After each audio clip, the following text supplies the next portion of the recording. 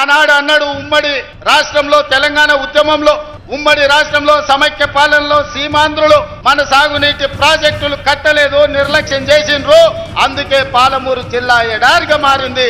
ఎడారిగా మారిన పాలమూరు జిల్లా నుంచి లక్షలాది భార్యాభర్తలు జంటలుగా వలసలు పోయినరా.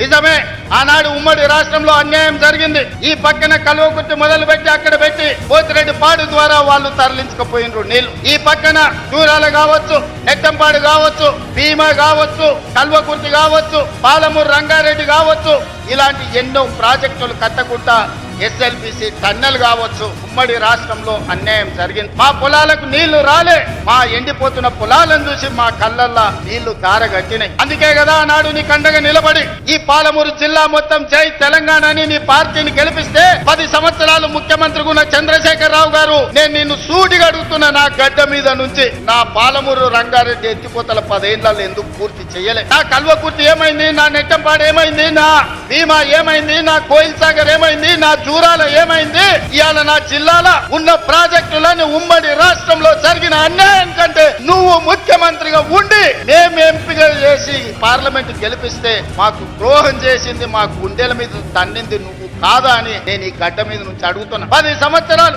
20 లక్షల కోట్లు ఖర్చు పెట్టిన చంద్రశేఖరరావు ఒక 20-25 వేల కోట్లు ఖర్చు పెట్టినుంటే 20 లక్షల ఎకరాలు పాలమూరు జిల్లాలో మా భూములకు నీళ్లు వస్తుండే కదా.